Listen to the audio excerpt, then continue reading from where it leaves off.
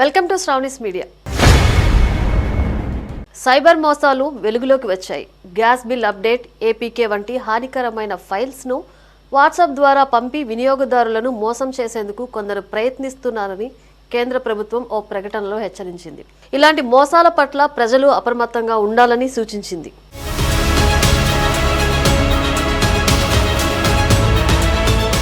ఇలాంటి అనుమానాస్పద ఫైల్స్ ను, అప్లికేషన్లను ఎట్టి పరిస్థితుల్లోనూ డౌన్లోడ్ లేదా ఇన్స్టాల్ చేయవద్దని అధికారులు తెలిపారు. వీటి ద్వారా సైబర్ నేరగాళ్లు వినియోగదారుల వ్యక్తిగత డేటా, బ్యాంకు ఖాతాల వివరాలను దొంగిలించే ప్రమాదం ఉందని స్పష్టం చేశారు. గ్యాస్ బుకింగ్స్ కోసం కేవలం అధికారిక ప్లాట్ఫామ్స్ ను మాత్రమే ఉపయోగించాలని ప్రజలకు విజ్ఞప్తి చేశారు. మరోవైపు దేశవ్యాప్తంగా ఎల్పీజీ సరఫరాకు ఎలాంటి అంతరాయం కలగకుండా చూసుకునేందుకు అవసరమైన ఏర్పాట్లను మరింత పటిష్టం చేయాలని రాష్ట్రాలు, కేంద్రపాలిత ప్రాంతాలకు కేంద్రం సూచించింది.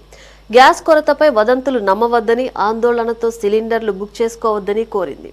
గ్యాస్ సరఫరాను నిరంతరాయంగా కొనసాగించేందుకు పట్టణ ప్రాంతాల్లో 25 రోజులకు, గ్రామీణ ప్రాంతాల్లో 45 రోజులకు ఒకసారి బుకింగ్ చేసుకునేలా విరామాన్ని సవరించారు.